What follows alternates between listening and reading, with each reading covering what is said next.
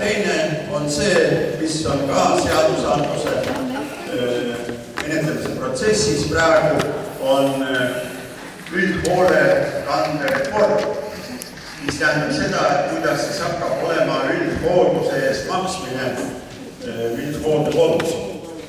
Nagu eelmine kord ma vist ütlesin, et mulle sai see ühel Riigikogu koosseisu koosolekul selgeks, et nagu ütles mulle see sotsiaalkaitseminister või kõigile riigile, et tema ei ole kunagi seda öelnud, et pensioni eest saaks hooldekodusse.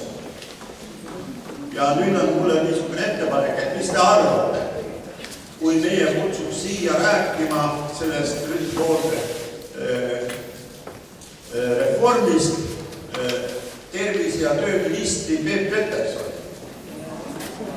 Mis te arvate sellest, et vaadake, ma hiljaaegu nõudsin välja ka rea dokumente, mis on selle seadusandlusega seotud, kuidas seda reformi tahetakse läbi viia, aga ausalt öeldes isegi minul oli raske sellesse süveneda, sellepärast et seal on rida paragrahvide muudatusi ja üldiselt on väga keeruline aru saada, kuidas need teine teisega on seotud. Nii et meie nagu põhiline küsimus, mida arvan kõigil, on see, et kas siis saab pensioni eest hooldekodusse või peavad kas omaksed või kohaliku omavalitsused ka juurde maksma. Nii et mul oleks nüüd ettepanek, et kui te olete nõus, siis ma pöördun ministri poole ja küsin, et kas ta ei saaks tulla meile sellest rääkida. Nii et võtan teie reageeringut kui positiivset arvamust ja ma üritan siis ministriga või tema abidega ühendust võtta ja leida see võimalus, et ta kuskil mingisugusel järgmisel korral saaks tulla meile sellest rääkida. Ma nüüd lisa uudised ära vältsin. Väikselise sügispäeva tervitus, daamid ja härrad. Ja ennem kui me tänase väga aktuaalse teema juurde läheme, paar informatsioonilist teadaannet. Kõigepealt seal esimene laud, kaunid prouad läksid ära kunstimuuseum, aga nad on jätnud sinna laua peale jätkuvalt reklaami ja kutsuvad siis Kumusse ning ka meid jätkuvale koostööle Kumuga, siis meil on olnud siin vaasal ajal ju päris kenasti sujunud. Nii, teine selline informatsioon ka seal laua peal on olemas paberil 10.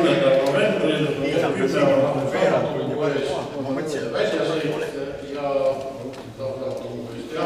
ja siis on Viimsi. Seal see uus kultuurikeskus ja maitsev kalasupp ja selline päris huvitav programm on välja pakutud, võtke ja sealt saate paberi peal täpsemalt lugeda, kuhu ja kuidas ka registreerida ja palju see maksab. Nii, ja rohkem praegu informatsiooni ei ole. Meil on väga meeldiv, et proua Eim, keda me teame, tunneme, oleme kohtunud siin ka varem, räägib meile väga tõsisel ja olulisel teemal, kuidas ohutult üksinda kodus hakkama saada. Palun.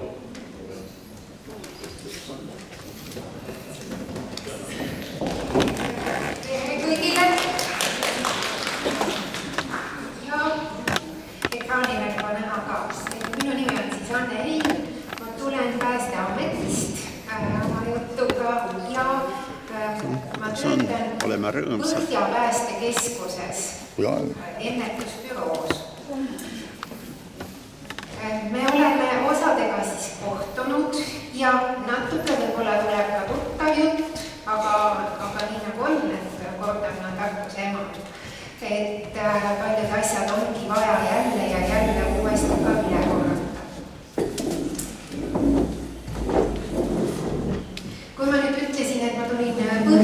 päästekeskusest, siis Põhja päästekeskuse piirkond on Harjumaa ja Tallinn, see pisike sinine laiguke Eestimaast.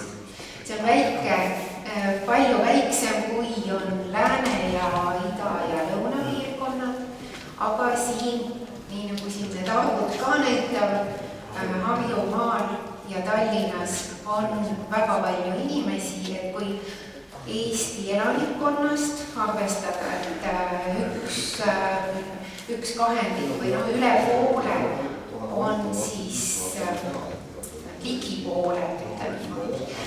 pooled on Harjumaal ja üks kolmandik on siis Tallinnas. Nii et see tähendab seda, et Põhjapiirkonnal ja Põhja päästekeskusel on siis rohkem elanikke vaja siis aidata, nõustada, nende juurde ka päästesündmustele sõita. Nii et siis selle väikse Harjumaa peal on tunduvalt rohkem siis päästjatel ja siis Päästeameti tegemist.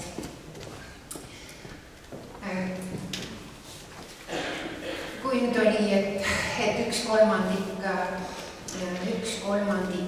elanikest on siis Tallinnas, siis ongi nii, et üks kolmandik Põhjapiirkonnast on ka siis, et kogu Eesti väljakutsetest on siis üks kolmandik just Põhjapiirkonnas. Ja siin mul on välja ka toodud, et tulekahjudest on siis ka Põhjapiirkonnas üks kolmandik ja nendest hoone tulekahjudest on siis omakorda veel 1/7 eluhoone tulekahjud. Lisaks sellele reageerivad siis päästjad, päästekomandod veel liiklusõnnetustele, veeõnnetustele ja väga palju aidatakse kiirabi, et see on siis abi osutamine teistele ametkondadele. Sellest kiirabile abi osutamisest räägin ma üsna lõpuks, nii et enne räägin paljud asjad ja siis tahaksin pikemalt peatuda just selle osa peal.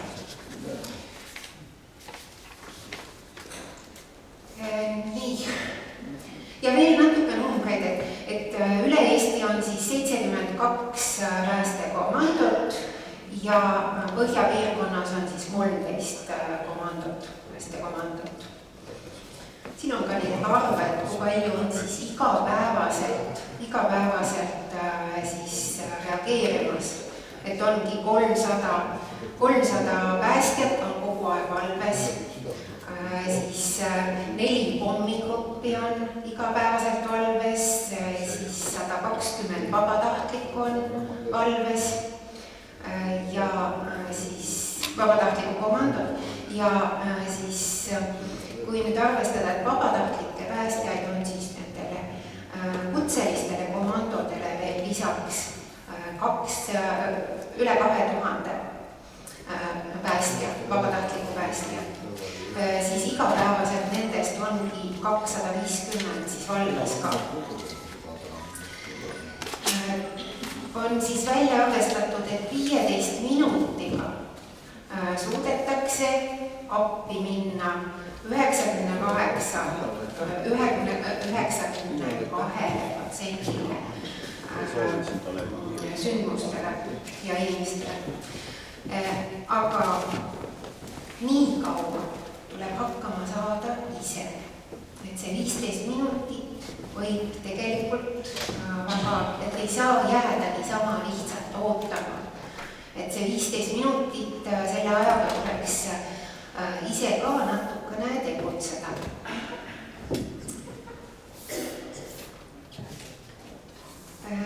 Natukene veel arvusid, et on veel natukene arvusid siin eelmise aasta kohta, me ei saa selle aasta kohta veel kokkuvõtvat numbrit öelda, sest see aasta pole veel lõppenud. Kui nüüd arvestada, et tulekahjutus oli 39 inimest, kes hukkusid, siis kui te vaatate 28 meest ja 11 naist, see tähendab, et rohkem hukkub tulekahjudes mehi. Ja kui veel edasi vaatate, siis keskmine vanus nii meestel kui naistel on niimoodi 65-66, see on niisugune keskmine vanus.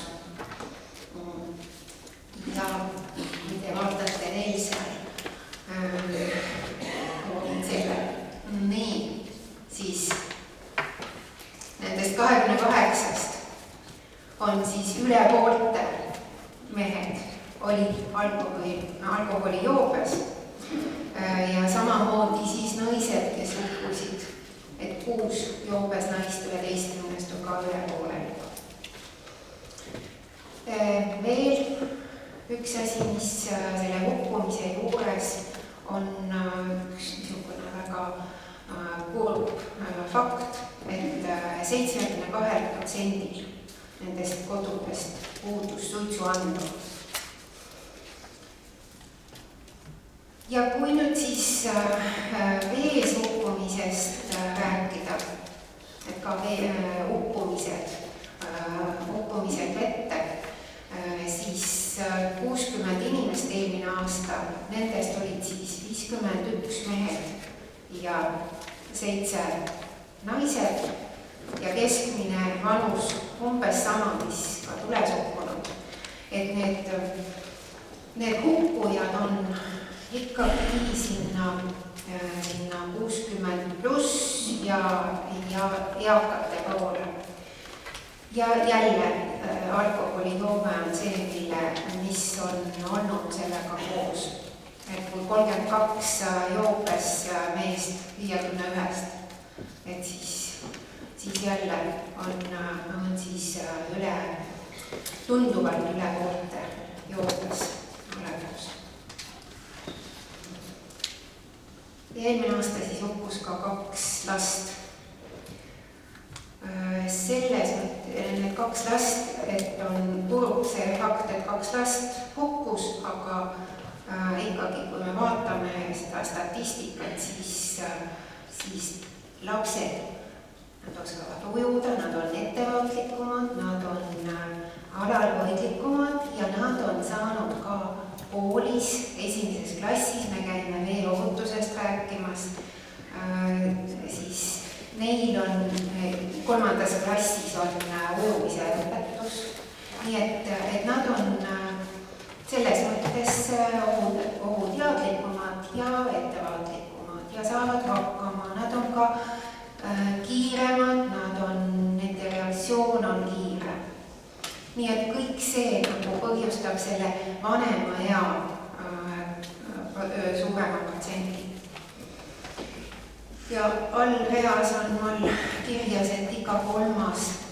hukkunu oli eakas. Ja kui veel täpsemalt vaadata veeõnnetuste põhjusi, siis 60-st ongi 19 on kukkumine või libastumine. Et mitte suplemine ja suplemine tuleb kohe teise koha, aga just, et on libastumine ja kukkumine näiteks ka kraavidesse või siis kodutiiki. Et on see probleem, et minnakse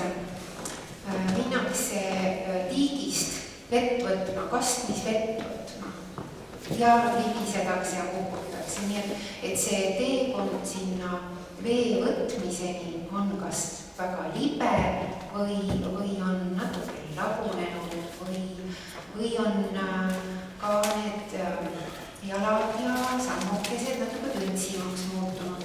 Kogu aeg olen võtnud vett sealt, kogu aeg olen hakkama saanud, aga nüüd on niimoodi, et on natukene tõntsin jalg ja libastab ja kukub.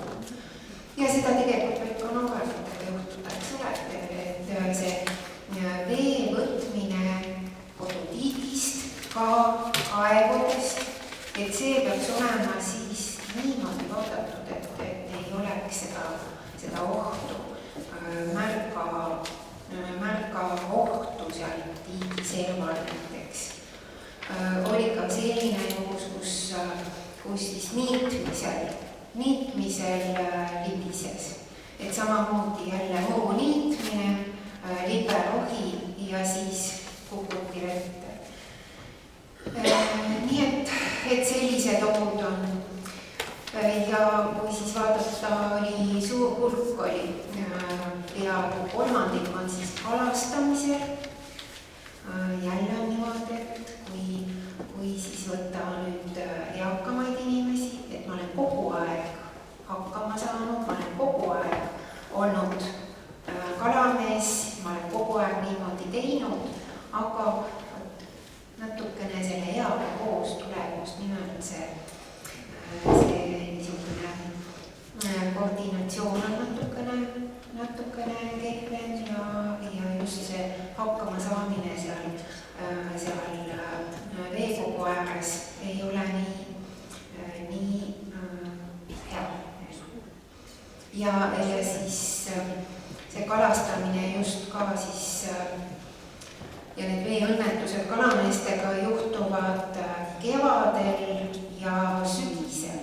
Kevadel, kui hakkab jää juba nõrkaks muutuma ja sügisel, kui tasapisi hakkab jää tulema ja juba vaadatakse, nüüd juba saab minna jääle, aga jää ei ole veel piisavalt tugev. Et need ohud on. Nii et pooled ongi just jääl, need veeõnnetused pooled on just jääl viibimisega seotud. Ja nagu enne juba oli siis juttu, et üle poolte on jälle alkoholi joobes just hukkunud.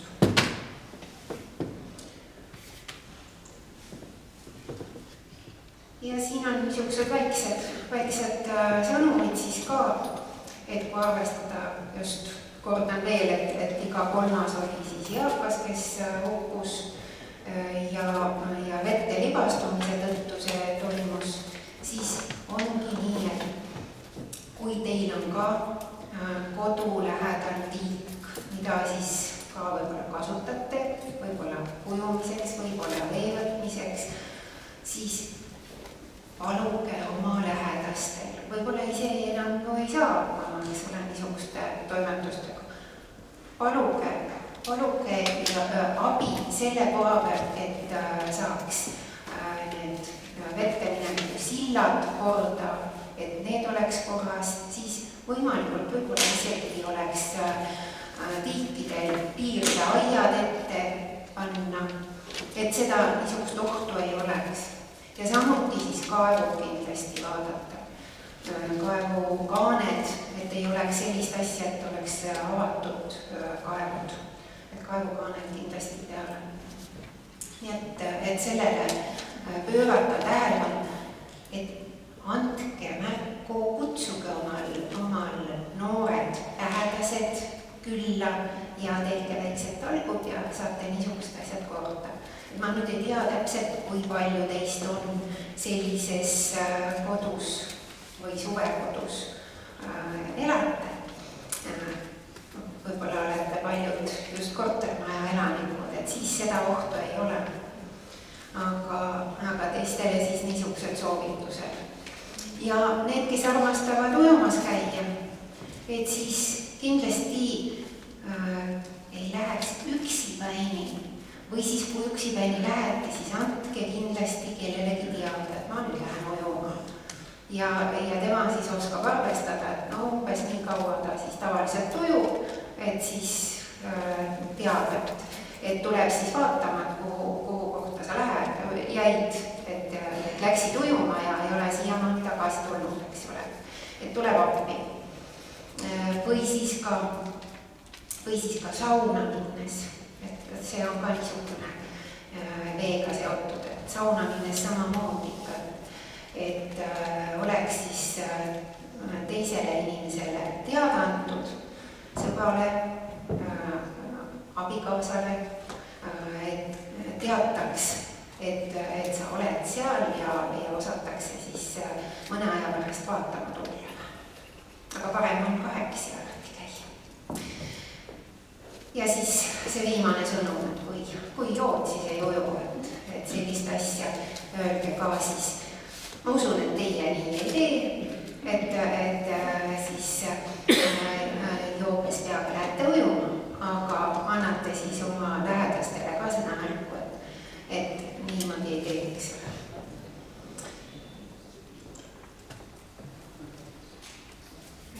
Kui nüüd veeõnnetuste juurest nüüd jälle siis tulekahjude juurde tulla, siis nende põhjused, eluhoone tulekahjud, siis said alguse kõige rohkem ikka hooletust suitsetamisest ja jälle nii, et suitsetamine koos alkoholiga, see on olnud nagu jälle üheskoos põhjustajad. Siis väga palju on elektrisüsteemi ja elektriseadmetega tulekahjusid.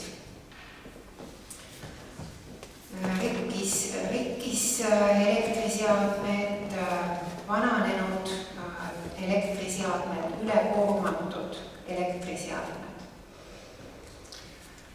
Siis kolmandal kohal on kütteseadme kasutamine, jälle siis korrast ära kütteseadmed või siis kütteseadmega seotult siis vale kasutamine, et ei ole ohutu kasutamine.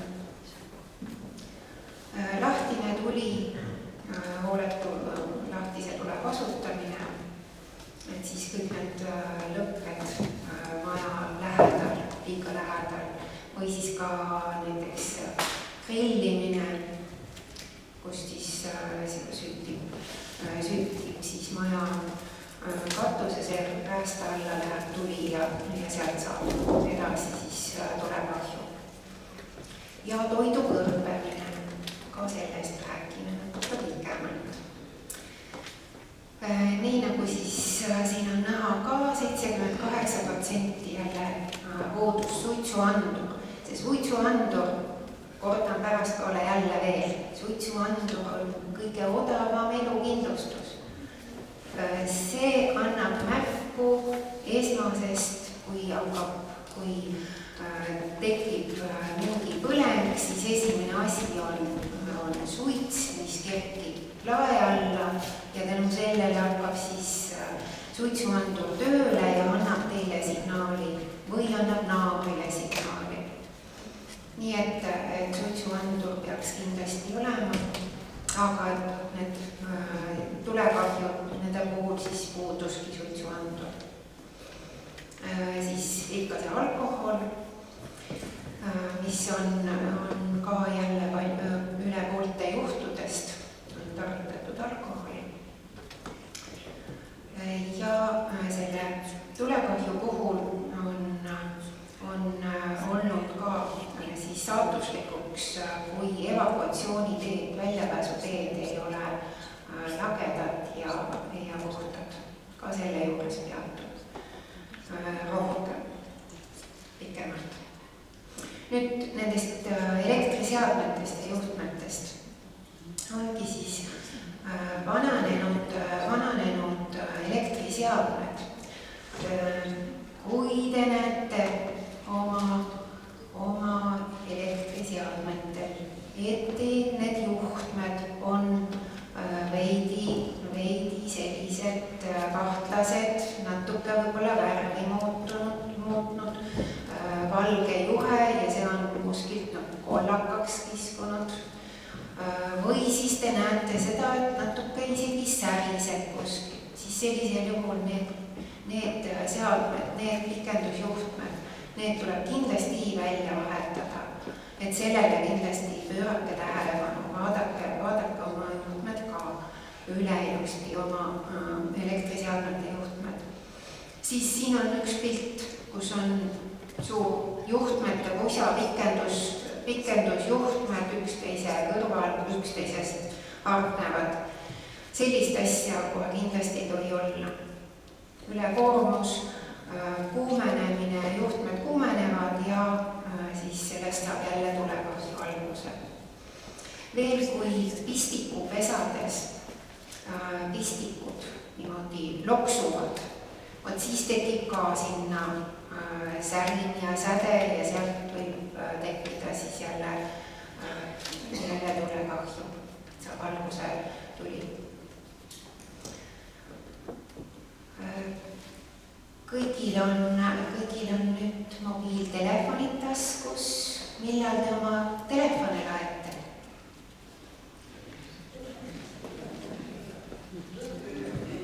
Siis kui saab tühjaks ja millal ta tühjaks saab ja millal te siis laadima panete?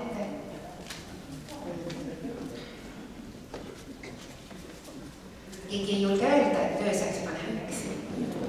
Ärge ööseks pange laadima. Et pigem sättige niimoodi telefoni, eks ole, et kui korra päevas peaks laadima või korra 2 päeva pärast, 2 päeva tagant, siis sellisel juhul sättige nii, et see laadimine oleks ikka sel ajal, kui te olete ka seal laadimise juures, seal läheduses.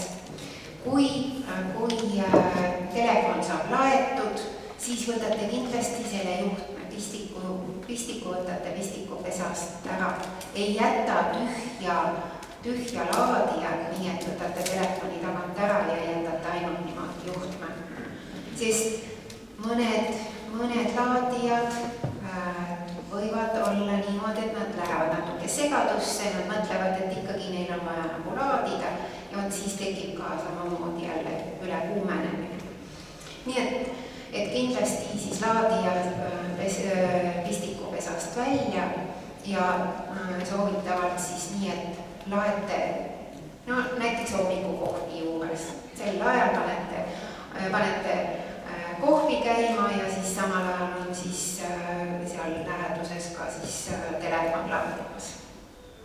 Et saate samal ajal siis laadida ja nii, et kõik need samamoodi näiteks föön ka ja siis lokitangid ja et need, kui on tarvitatud, siis kindlasti võtke pistik jälle elektri või voolvõrgust välja. Ja seda ikka jälle kordan, et kui mingisugused rikked on, siis kutsuge spetsialist, elektrik. Et ei ole mitte nii, et naabrimees küll keerab ilusti korda või vaatate ise, kes siin niimoodi, et ma saan hakkama, oskan küll. Et siis elektriseadmeid ikka peab parandama spetsialist, eks ole, et ei ole mingisugust niisugust nii-öelda sosseppa seal. Ja kui nüüd on niisugune väike särin ja väike tulekahju, siis võimalikult ruttu kohe siis, kui saate, siis elekter välja, eks ole. Et siis ei oleks seda elektriga seotud tulekahju ja kui isegi siis tullakse ka, kui on nüüd elektri juhtmetes või elektriseadmes kuskil tekib tulekahju, siis isegi siis päästjad ei saa seda tulekahju kustutada, kui elekter on sisse lülitatud. Nii et kui vähegi saate, siis lülitage see välja, elekter välja sellisel juhul.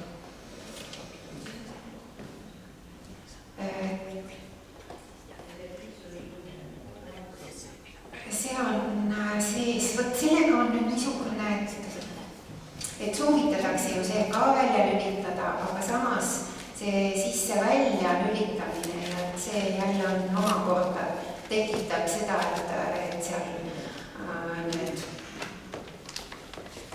et pigem isegi need võivad sees olla, mitte kogu aeg ei tõmba välja.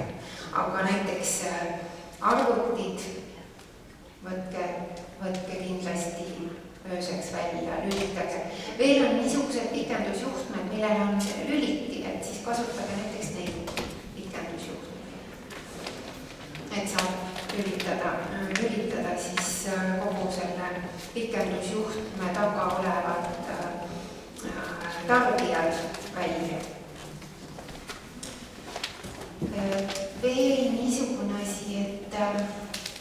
on harjumuseks külmutuskapi kallal käia niimoodi vaikselt. Vaatan, võtan natukene nossin ja natuke saavast lähen jälle käin külmutuskapi kallal ja külmutuskapi uks jääb natukene lahti. Head külmutuskapid annavad sellest signaaliga märku, aga kõik külmutuskapid ei anna sellest märku. Ja siis on nii, et külmutuskapp läheb samamoodi nii-öelda lolliks. Ta tunneb, et ta peab kogu aega tootma külma ja ta vahepeal ei puhka. Ja võt siis tekib samamoodi ülekuumenemine ja võib juhtuda siis, et külmutuskapist saab alguse jälle tulekahju.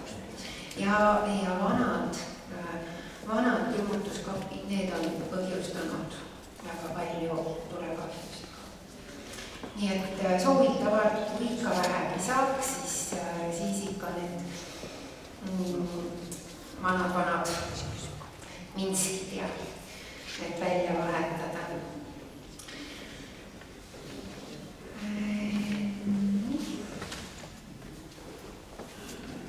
Oli juttu küttekolletest. Küttekollete koha pealt siin on üks niisugune pilt, mis meil kodunõustamisel siis on avanenud. Siin on siis näha, kuidas moodi, et siin on kirja pandud märgiga, et kasuta küttekoldeid ohutult, aga kui siis küttekolde juurde on siis kuivama riputatud riideid, need on kergesti süttivad, kui siis on ahjuuks veel niimoodi lahti, et sealt ongi tuleleek saab ilusti tulla üles ja siis sinna tekstiilide, nende kergesti süttivate rõivaesemete juurde tuleb siis see tuleleek ja süttivad siis riided. Teiseks ei ole siin ees, selle kolde ees ei ole ka mitte süttivad materjali. Need on koldeesine plekk näiteks. Praegu ka on nii, et kaminate ette pannakse erinevatest materjalidest, aga ka mitte süttiv materjal peab olema siis koldeesisel. Et mingisugust vaipa, nii nagu siin on, vaip on kohe ahju suu juures, sellist asja mingil juhul ei tohi. Et nii kui sealt tuleb siis kas tuletukid või siis söed, lõõguvad söed, siis need süütavad kohe selle vaiba. Samuti siis siin on servas kohe ahju kõrval on siis puud, need on vastu ahju. Et on ka niimoodi, et on kohe kõik puud on kuivamas vastu ahju, et selline asi on ka jälle ohtlik, et süttivad võivad siis nii, et ei panegi tähele, kui nad niimoodi vaikselt kuumenevad ja ühel momendil siis süttivad. Ja veel on meil väga palju probleeme sellega, et tuhka võetakse ahjust ja tuhka võetakse nii, et ta on juba ammu jahtunud tuhk, aga pannakse siis plastmassämbrisse või isegi paberkoti sisse või plastikaadkoti sisse. Sellised asjad, et ühesõnaga niisugust asja mitte mingil juhul, isegi kui ta tundub, et on jahtunud, siis seal tuha keskel võib ikkagi olla kuumad tukid. Siis lisaks veel, millest on saanud ka just eluhoone tulekahjud alguse, et ongi siis nüüd see sama plastmassämber, kus on siis kuum tuhk. See viiakse köögist või toast küll välja, aga pannakse käest alla. Aga sealt saab natukene tuult ja seal siis need söed hakkavad lõõguma ja süttib räästaalune ja saabki siis jälle siis tulekahju alguse. Et mitte mingil juhul ei tohiks siis olla põlevast materjalist see anum, kuhu te siis tuhka tutvustate.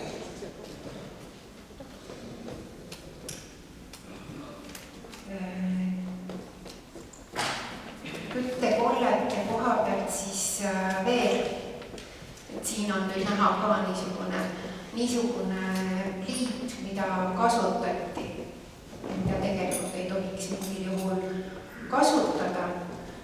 Ja seda ütleks kindlasti siis elanikule korstnapühkija.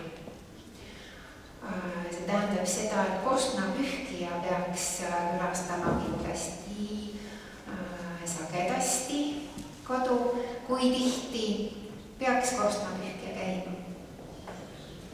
Oskate öelda?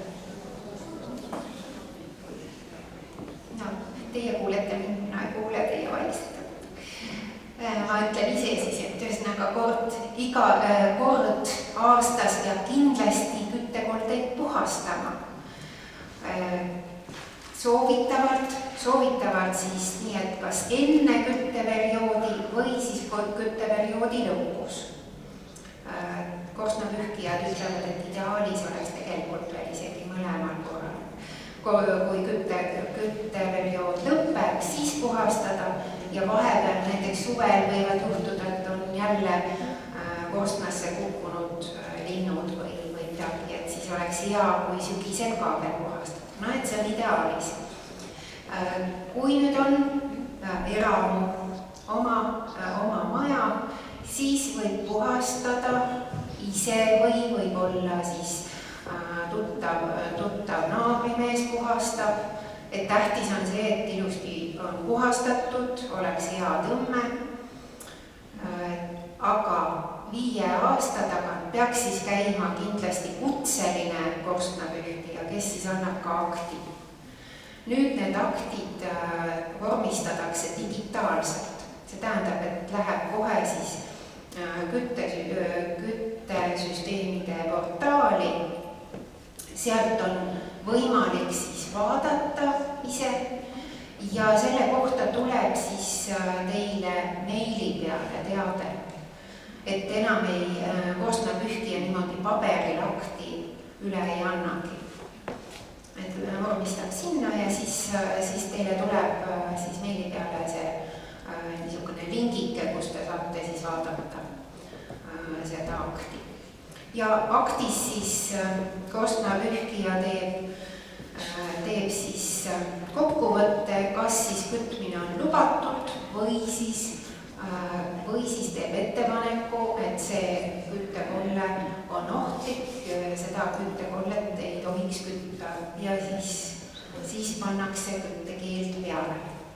Küttekeeld, see on siis nii, et ettekirjutus tehakse ja kui näiteks on kevadel on ettekirjutus tehtud, siis on suviaeg, suvi on vahepeal ja kuni järgmisel kütteperioodil selleks ajaks peaks siis olema see küttesüsteem korda tehtud, et saaks jälle kütta.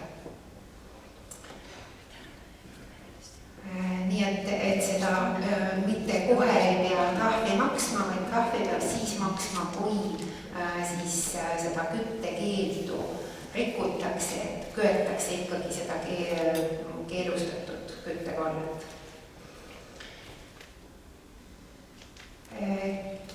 Ja kui nüüd see oli nüüd siis ühe pere elamu või eramu,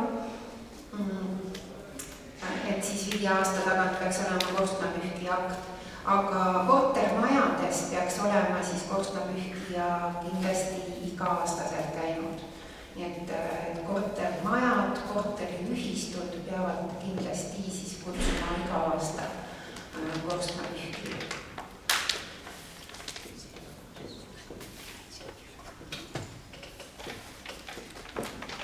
Siis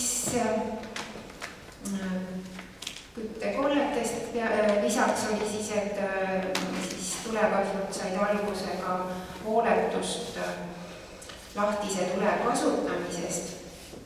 Sealhulgas ongi siis küünalde põletamine. on siis niisugused ajad tulemas, kus on nii, et hingedepäev on ja jõulud tulevad ja tahaks küünlaid põletada. Et siis neid küünlaid kindlasti siis põletada ka jälle ohutult. Et ei jätaks üksinda küünalt tuppa. Et tihti ongi niimoodi, et ma lähen korraks ainult, aga see korraks on nii, et sealt korraks ja siis ma lähen teise tuppa ja siis ununeb ja jääbki see küünal põlema. Et küünaldega siis ettevaatlik olla, siis veel hingede päeval tihti pannakse või sellel ajal ka pikemalt pannakse küünlaid aknalaua peale. Aga aknalaual seal samas lähedal on ka kardinad tihti. Ja jälle siis on oht, et siis küünaldest süttivad kardinad või tekstiilid, laualinad või võtta. Et siis selle koha pealt siis ka jälle ettevaatlik, et sellisel juhul saab akna peale panna, kui seal ikka neid kardinaid ei ole mingi. Siis veel, ma usun, et paljudel on teil kassid ja koerad kodus seltsiliseks. Kassid ja koerad on ka sellised, kes hüppavad näiteks laua peale või siis vastu lauda. Ja kui siis on niisugused pikad kõrged küünlad, siis need küünlad võivad siis kukkuda ja siis süttib jälle laualina või ajaleht seal juures. Nii et selles suhtes jälle ettevaatust soovitab ongi siis, et mitte põlev alus, kindel alus, kus ei oleks ka neid ilusaid küünlakaunistusi väga läheduses, et ka need lähevad tihti põlema. Et kui on küünal põleb juba nii kaugel, et satub juba siis selle küünlakaunistuse juurde. Samas on nii, et küünalde põletamine, ma usun, on teil kõik, et te olete kõik selle koha pealt väga ettevaatlikud, et teate, et olla selle koha pealt ettevaatlik. Et ei jäta niimoodi üksinda küünlaid. Aga nüüd on üks teema, mis on viimasel ajal väga nii-öelda trendiks muutunud. Meie päästjad käivad üle päeva kindlasti mõnel väljakutsel, kus ongi tegemist toidu kõrbemisega. Inimesed panevad omal toidu tulele, liidile, ahju ja ise lähevad teise tuppa ainult korraks, aga see korraks on nii, et siis telekast tuleb just see lemmikseriaal või siis keegi helistab ja saab jääda teise tuppa hoopis jutustama või siis lihtsalt teises toas jäädakse magama. Et väga palju on sellist asja, et köögis toit kõrbeb, suits tõuseb sellest siis suitsuandurini, suitsuandur juba tututab, see on ikka korralik lärm tegelikult, aga koduomanik tegelikult magab teises toas.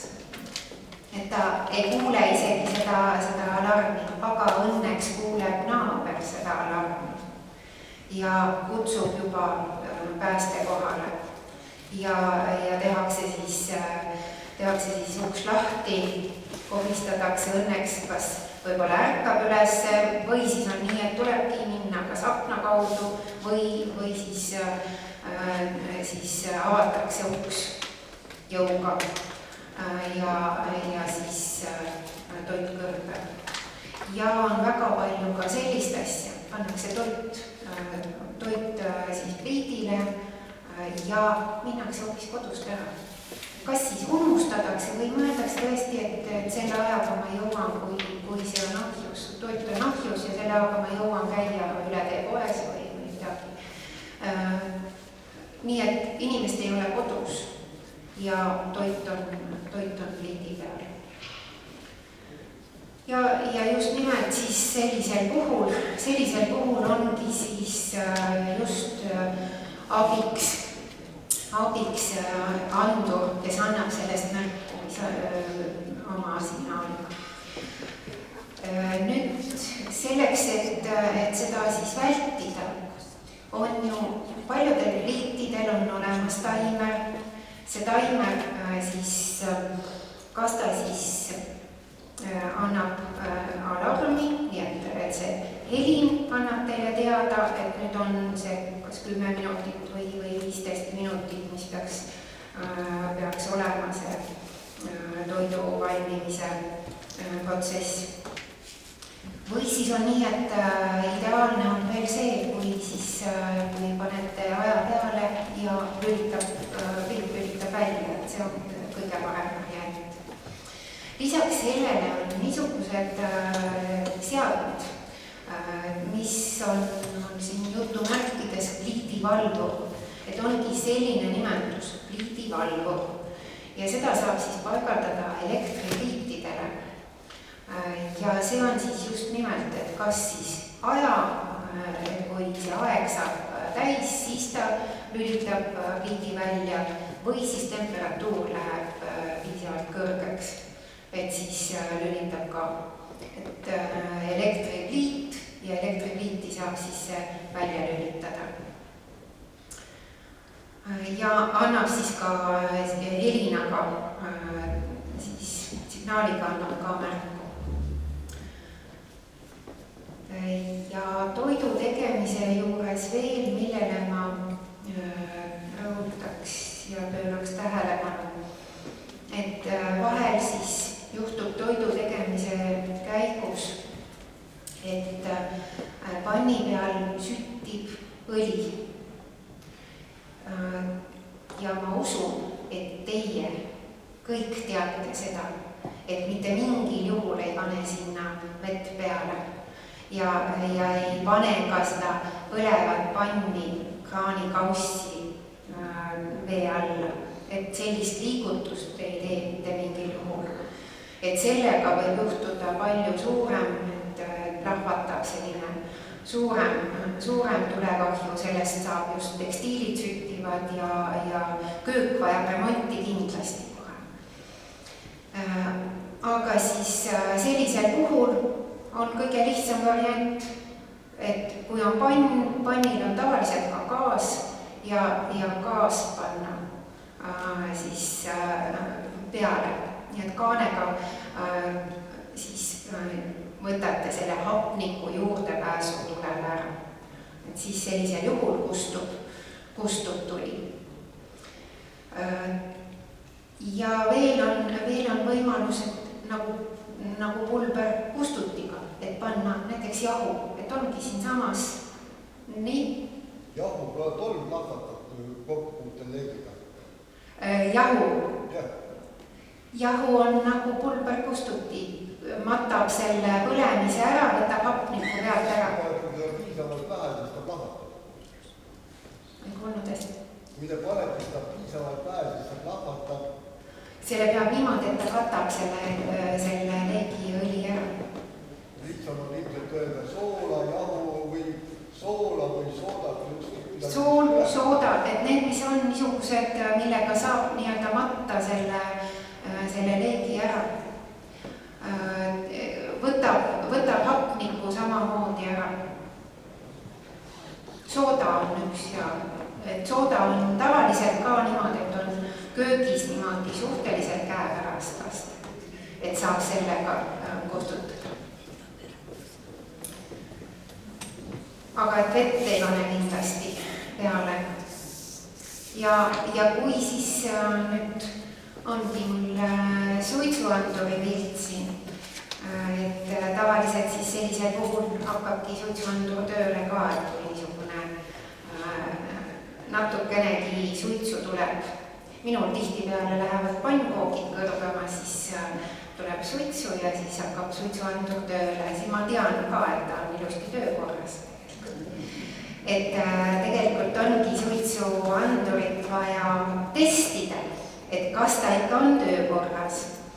Et üks asi on see, et kui on patareidega suitsuandurid, millel tuleb patareisid vahetada, siis kui patarei hakkab tühjaks saama, siis ta hakkab niimoodi nagu närvidele käima, piuks, hästi sagedased piuksud tulevad, siis on teada, et nüüd on seal vaja patareid vahetada või ta hakkab nässu minema. Et ka siis sellisel juhul on niimoodi märgu. Aga muidu saab siis kontrollida, et kõikidel suitsuanduritel on testnupud. Siin on näiteks näha, testnupp on selle koha peal. See on nüüd niisugune pisikene nupukene. Sinna on üsna raske alt põrandalt näiteks kepi või harjavarrega pihta saada, aga tegelikult sellega siis saaks nagu välja lülitada või kontrollida.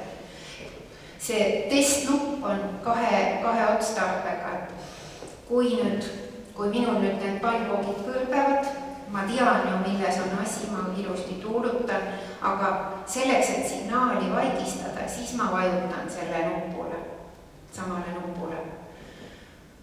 Ta teeb veel korraks niimoodi piuks ja siis ta jääb vait ja siis ta lülitub uuesti tööle. Tähtis on see, et siis ruumid tuleb tuulutada. Et kui need ruumid jäävad ikka suitsuseks, siis ta hakkab jälle uuesti tuututama. Samamoodi siis sellest samast nupust saab kontrollida ja soovitavalt siis, et võikski vaadata kord kuus näiteks, et igal esimesel kuupäeval kontrollida siis suitsuandurit. Ja selleks siis ka on vaja siis vajutada seda testnuppu ja siis kui ta teeb selle piuksu ära, siis järelikult ta on töös. Sinna üles lae alla on see oht, et sinna ronima hakata, siis võib juhtuda, et te kukute hoopis. Veel on nii, et hakatakse taburetiga ronima ja tabureti peale ja ei tea kuidas moodi, eks ole. Siis on oht hoopis teistmoodi. Aga siis põrandalt saabki seda testnuppu vajutada just nimelt, kas teil on kindlasti kodus kas mopivars või harjavars või on näiteks kepp, millega saab, eks ole, samamoodi siis vaikistada ja testida ka. Et mõlemat liigutust siis teha. Ja siis veel on nii, et kui nüüd on näiteks remont olnud või mingisugune suurem tolmutamine, siis sellisel juhul ka suitsuandur vajab kindlasti siis puhastamist, et siis õrnalt tolmuimejaga tõmmata sealt niimoodi, et nagu selle harjasega, eks ole, et saaks tolmust puhtaks. Muidu on ka nii, et annab vale signaali. Et vahel ongi niimoodi, et meile antakse teada, et mul suitsuandur kogu aeg läheb töösse. Aga suitsuanduril ongi niimoodi, et tal on nagu fotosilm ja kui sinna siis need tolmuosakesed lähevad, siis ongi nii, et andur saab nagu sellise informatsiooni, et nüüd ongi nagu suits. Et suits on ka nagu oleks, eks ole, tahmaosakesed ja samamoodi siis need tolmuosakesed samamoodi siis annavad märku, et nüüd peaks nagu hakkama signaali andma.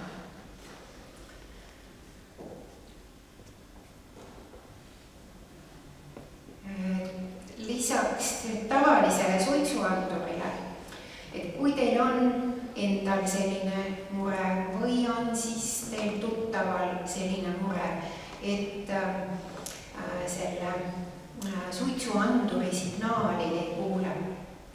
Et ta võib olla, olgugi, et on see suitsuanduri signaal väga-väga tugev, aga kui on ikkagi siis kuulmispuue sedavõrd tugev, et ei kuule signaali, siis sellisel juhul on olemas sellised vaegkuuljatele mõeldud andurid. Ja siin on siis kahe pildi peal, et üks on siis selline, kus on selline taoline vigopadjake, ta on siis niisuguse pikema juhtmega ja siis see vigopadjake peaks olema siis kas taskus või siis see pannakse siis padja kõrvale ja kui siis andur hakkab tööle, siis see hakkab vibreerima ja annab märku.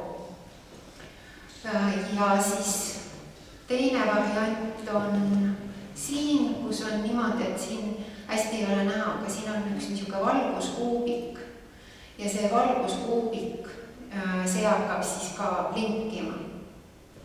Et tal on siis omad kindlad signaalid, tal on veel mitu funktsiooni ka nii, et teatud näiteks ukse kella helinat näitab ja siis suitsuanduri helinat, et vastavalt siis nendele valgusvärvidele. Ja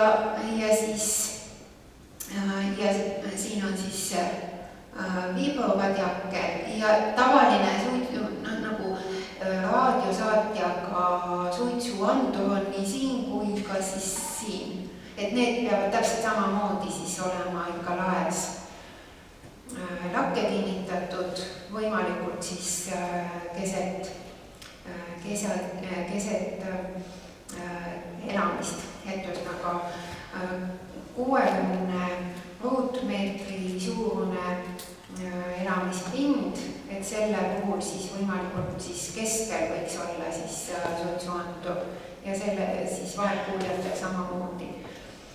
Ja see annab siis raadiosaatjaga signaali siis edasi vigopadjale ja siis sellele valguskuubikule.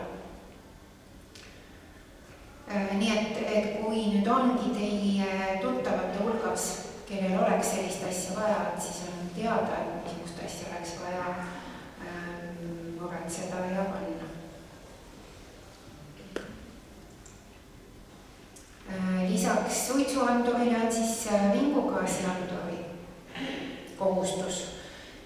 Kohustus on ta siis kodudes, kus on tahkekütte või siis gaasiseadmed, mis on korstnaga ühendatud, et gaasiboilerid ja siis nende puhul peaks olema siis need gaasiboilerid asuvad tihti just, eks ole, vannitoas või siis saunaruumis ja sellisel juhul peaks olema siis nendel vingugaasianduritel siis märge IP44.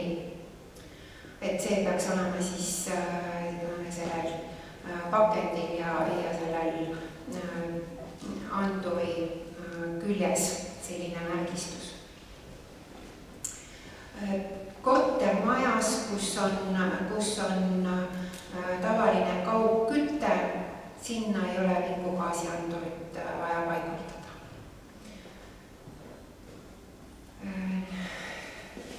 Ja ka siis võib-olla mõne jaoks, et kui mul on gaasipliit, et siis peaks olema, aga gaasipliidi puhul isegi on olemas gaasiandurid, see, mis mõõdabki gaasi kontsentratsiooni, aga vingugaasiandur ei ole gaasipliidi puhul vajalik. Ja nüüd see vingugaas, mida siis nüüd see vingugaasiandur just näitab, ongi siis nüüd see, mida ninaga ei tunne, lõhna tal ei ole, värvi tal ei ole.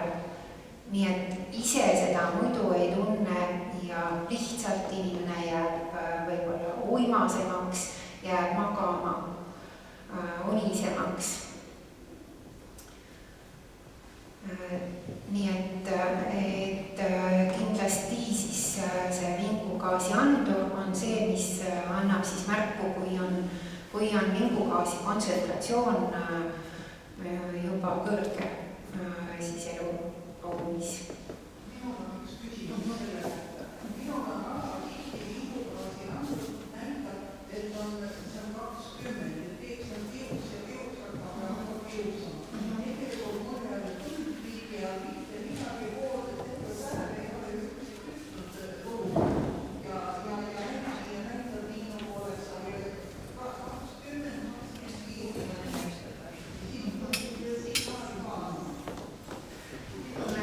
Kusjuures et see on selline näitaja, mille pärast ei ole seda hirmu, et nüüd peaks ruttu hakkama sealt välja minema, aga võimalusel siiski tuulutada. Et järelikult ikkagi selles korteris on see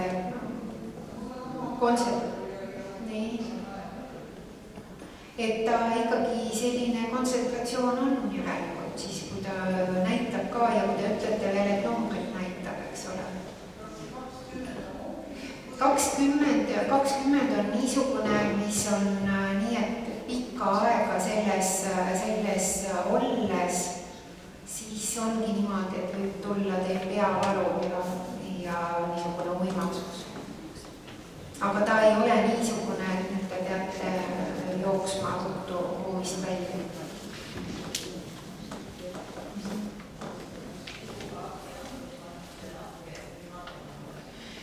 Vingugaasi andureid on mitmesuguseid ja nende puhul peab kindlasti vaatama seda, et missugune on juhendis märge. Et seal on täpselt juhendis, kui kaugel küttekoldest, et see mõõt on antud, kui kõrgele põrandast või kui missugusele kaugusele laest panna. Ja osad andurid on sellised, mis on ka suitsuandur ja siis vingugaasi andur on ühes ja sellisel juhul on ilmselt ka seal juhendis öeldud, suitsuandur peab olema laes ja seega siis järelikult see andur on asetseb laes. Nii et kindlasti peab vaatama neid juhendeid. Ja nii nagu on ka siis see nublu, mida niimoodi telekas ka reklaamitakse, on näha, eks ole, siis need on ka nii, et need pannakse lakke, sest seal on suitsuandur ka, need on 2 üles. Aga siis näiteks need andurid, mille kohta siin pilt on, need on pigem jälle nii, et ta on seinal ja on põhimõtteliselt ta peaks olema nagu hingamisteede kõrgusel, et selle niisugune nagu rusikareeglid. Et kui nüüd te magamistoas olete, see hingamisteed on umbes selle kõrguse peal, kus on padi, on madalamal, et siis nagu sellel kõrgusel oleks, et ta mõõdaks nagu seda kontsentratsiooni. Ja kui on siis elutoas on nagu rohkem võib-olla liikumist just püsti või siis diivanil istudes, et siis nagu selles vahemikus, eks ole. Aga kindlasti iga anduriga kaasas juhendid täpselt järgida. Et just, et neid on väga palju erinevaid ja sellisel juhul jälgida seda. Ja kellel on siis nüüd vaja vannituppa panna või niisketesse ruumidesse, et siis et seda IP44 märget kindlasti jälgida.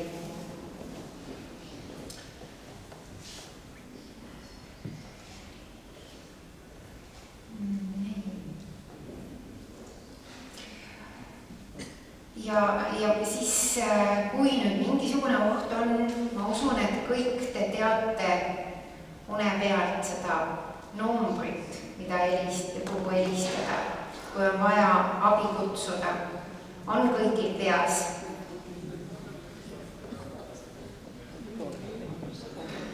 Vastust ei tule, aga ma usun, et on 112, eks ole. 112 on nii, et une pealt peaks teadma seda numbrit. Aga meil tehti just alles alles üks uuring ja praegu veel öeldi seal selliseid naljakaid numbreid, mida ei ole enam tükk aega kasutada. Et selles suhtes ja seda 1-10 veel pakuti ja 9-1-1 ja kõik niimoodi. Nii et 1-1-2 ja see 1-1-2 on, eks ole, nii tulekahju puhul, kui on vaja päästjaid, kui on liiklusõnnetus, on 1-1-2, kui on kiirabi vaja 1-1-2. Et see, kus mingisugust abi on vaja, seda otsustab siis häirekeskus, keda ta saadab. Vahel ongi vaja ju kõiki appi tulla, kõigil appi vaja tulla. Nii, ja kui nüüd on selleks, et nüüd välja saada ruumidest, siis ma panen siit järgmise slaidi. Et need väljapääsuteed on tihtipeale takistuseks. Et need koridorid ja trepid on asju täis. Sinna on pandud igasuguseid kotte ja asju. Siis trepikodadesse on tihtipeale pandud lillekotid, mööblit. Et sellist asja ei tohiks olla. Et teie, kes te saate vaadata siis oma kodus, oma koridorid ja oma väljapääse, kuidas moodi saaks ukseni kergemini. Et see oleks vaba ja te saate ju oma koridoris, trepikojas, kes on kortermajas, saate samamoodi siis teha häält, et ei oleks mingisugust mööbli. Et on paljudes kohtades on tulnud ette, et on pehme mööbel, diivan või tugitoolid pandud siis trepikotta. Need on ju, esiteks on niimoodi, kui te hakkate välja minema, on vaja kiiresti välja minna, siis jäävad need ette ja teistpidi päästemeeskond ei saa ju sisse ka tulla, sellepärast et nad ja kui siis on veel tulekahju selline, et ongi see trepikoda suitsu täis, siis päästjad ei tea ju, et seal on mingi mööbel. Et koduomanikud ja seal korter, selles trepikojas olevad elanikud, nemad võib-olla teavad, mäletavad, et nüüd olen 3. korruse vahes ja seal oli tugitool, et ettevaatlikult sealt minna. Aga suitsuses ruumis ei näe seda.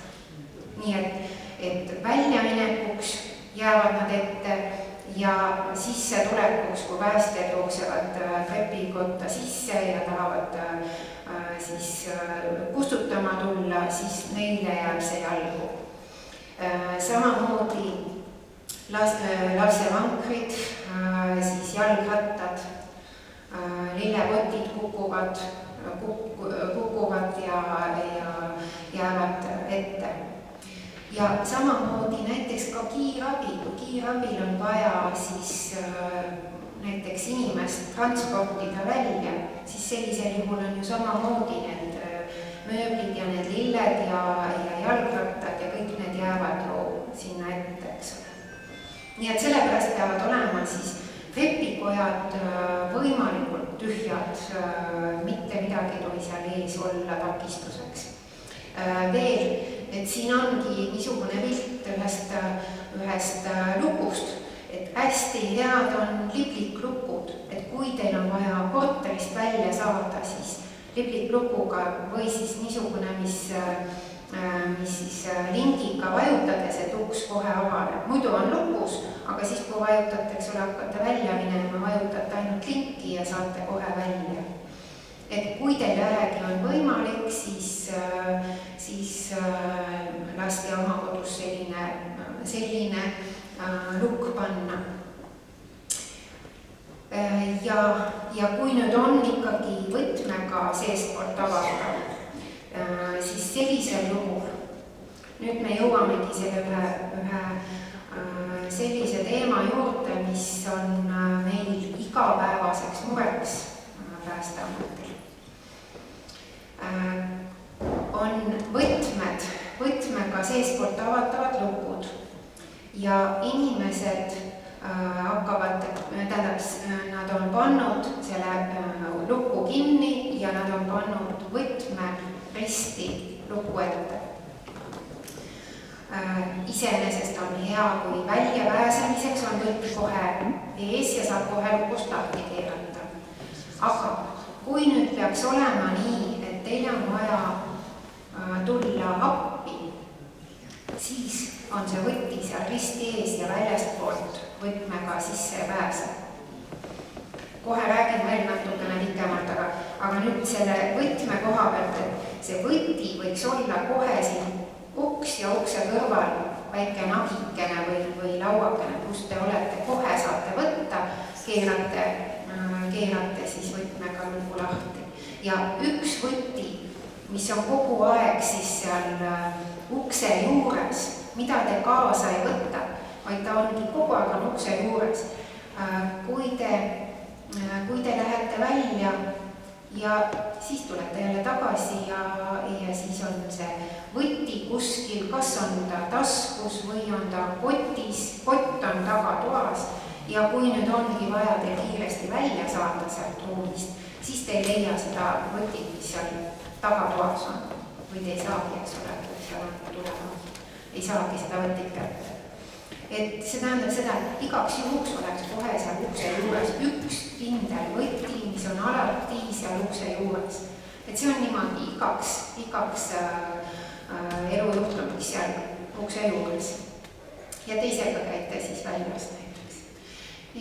Ja nüüd siis see, et meil on päästekomandod käivad ja see on juba nüüd igapäevane, mõnel päeval on 3-4 korda vaja minna aidata inimest, üksik inimene ja nüüd me jõuame just nimelt selle üksi kodus ja kuidas moodi hakkama saada. Üksi kodus kukub inimene ja ta ei saa abi kutsuda, sest telefon on temast kaugel.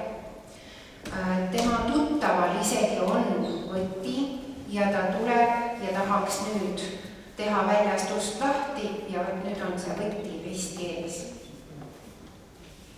Et see moment, et mitte mingil juhul oleks risti võti ees. Nüüd see teema veel, et inimesed on üksipäini ja nad on 2-3 päeva üksipäini, nad on kukkunud, nad ei ole saanud abi kutsuda ja keegi ei teagi nendele appi minna. Nüüd kõigile väike mõtlemiskoht, et kas teil on selline kokkulepe oma tuttavatega, oma lähedastega, et keegi mingi aja tagant, näiteks üle päeva te omavahel suhtlete. Ma ei tea täpselt, kui paljud teist on ise üksikud, aga teie lähedased, sõbrannad võib-olla on üksikud, sõbrad on üksikud, et need üksikud inimesed, kes elavad üksinda, et nendega oleks selline suhtlemise kokkulepe, et oleks kindlal ajal alati kas telefonikõne või kuidagi moodi annaksite märku. Minul oli näiteks ühe vanamauaga selline kokkulepe, et teda nüüd enam ei ole, aga temaga meil oli selline kokkulepe, et ta helistas minule iga päev, mitte iga päev, üle päeva kell 9, alati kell 9, niisugune kokkulepe. Mina ei pidanud telefoni vastu võtma, sest me alati nii tihti ei pidanud jutustama. Et ei olnud oluline, et me jutustaksime, vaid et tema andis kell 9 signaali, et temaga on kõik korras. Ja kui nüüd oli niimoodi, et ta ikkagi tahtis minuga rääkida, siis ta helistas teisel ajal. et näiteks kell 8 helistas ja siis ma teadsin, et midagi on, kas ta tahab nüüd tutvustada või on midagi lahti. Või siis need üle päeva ja kui ta siis nüüd selle vahepealsel päeval helistas, siis ma mõtlesin ka, et nüüd on midagi lahti. Et üsnagi selline kokkulepe meil töötas ja no kui nüüd oleks niimoodi olnud, et kui ta ei oleks helistanud kell 9, siis ma oleks teadnud, et midagi on lahti ja siis mina helistasingi talle, et miks sa ei helistanud. Vahel juhtus nii, et ma unustasin. Aga mina lihtsalt, ma juba teadsin reageerida, no võib-olla midagi juhtus. Nii et mõelge seda oma lähedastega ka. Tehke ise sellised kokkulepped, tehke oma sõbrannadega sellised kokkulepped, et kindlal ajal oleks selline telefoni kõne võtmine või mingisugune märguandmine. Või siis on naabriga selline, et annate kuidagi moodi märku, et kõik on okei. Ja tema annab teile märku, et kõik on okei. Et selline kindel kokku lepitud suhtlemine oleks, et oleks märguanne, et kõik on korras. Sest see, kui inimene kukub ja ta ei saagi, esiteks üks võimalus, et ta ongi teadus, et ta sellepärast ei saa telefoni võtta ja helistada. Aga teine asi on see, et telefon võib-olla on nii kaugel parajasti, et ta ei ulatu, et ta on niimoodi kukkunud, et ta ei saa liigutada. Ja sellepärast on mul, ma panen selle slaidi ka, siin ta on. Et selleks on veel niimoodi, et kui nüüd on ka teil võib-olla tuttavalt sellist asja vaja, või siis miks ka mitte, et iseendal on teil niisugune lahendus, et on olemas sellised andurid jälle, mis siis fikseerivad, et kui näiteks ei ole teatud aja jooksul liikumist olnud selles ruumis, et siis on asi kahtlane. Ja siis ta annab mingisuguse signaali, et see on siis nagu erinevaid signaale on võimalik selle koduanduriga panna. See on siis omaette teenus kohe. Ma otse teda niimoodi reklaamima ei hakka, et see ei ole mitte minu töö, aga et on niisugused liikumisanduriga võimalikud lahendused. Ja siis on veel siis hädaabi nupp, et ongi niimoodi, et on käe peal ja siis on võimalik siis signaali saata. Selline võimalus. Ja teine asi on see, hoidke telefoni lihtsalt ligi, eks ole. Et võimalikult oleks kogu aeg teiega kaasas. Mul on niisuguseid tuttavaid eakaid inimesi niimoodi, et mis ma hakkasin võtma, ma läksin ainult õue peale või ma läksin ainult sinna või teise kohta, mis ma sellest telefonist võtan. Aga seal võibki juhtuda, et just kukub ja ei saa, et on vaja abi kutsuda. Nii et kindlasti oleks siis telefon ligi, et seda saab teha ja teine asi, et see telefon oleks laetud ja et ei laeks siis, mis olen öösel ei laeks, eks. Et kindlasti siis sel ajal, kui ise olete seal raadio läheduses, et näiteks hommikukohvi juures. Ja kindlasti siin nüüd jälle, kui nüüd selle üksinda kodus sellel teemal veel, et veel kui ongi niimoodi, et natuke midagi juhtub, et ei saagi minna välja siis ütleme liikumisega, selle kukkumisega on ja keegi lähedane ei tule appi.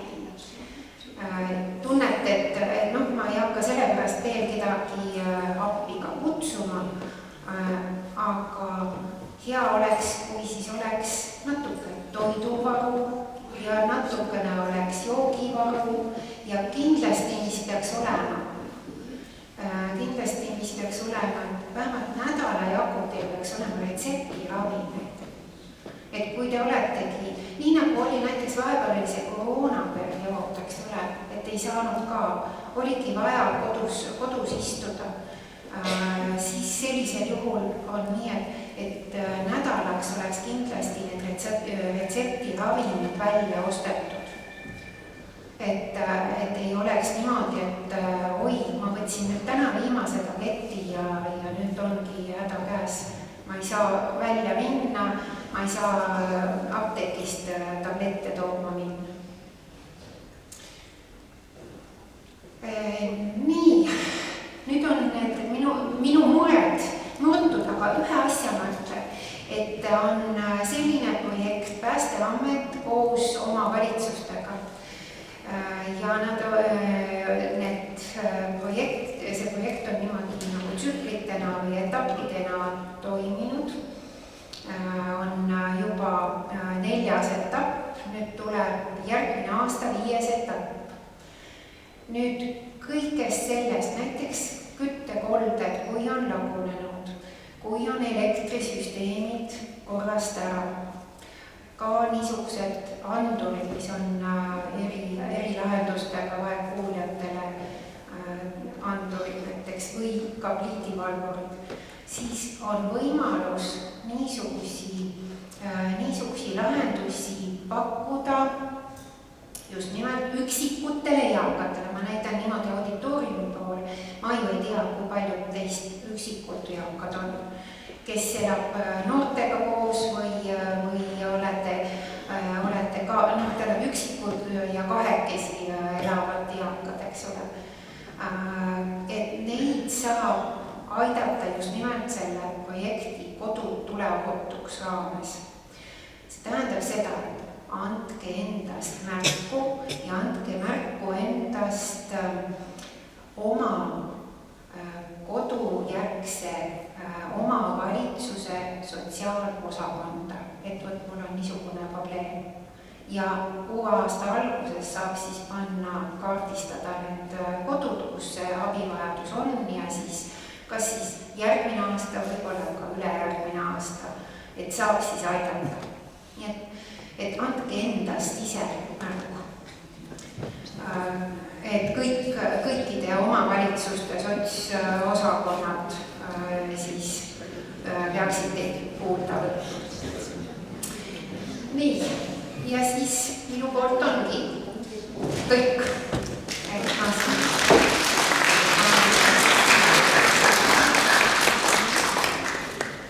Ma panen selle Kodud tuleohutuks. Lihtsalt selle pildi.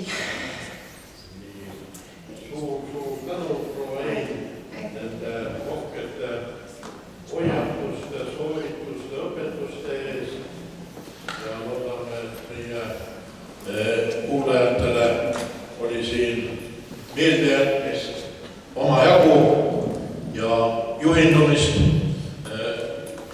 Üks küsimus siin paberil.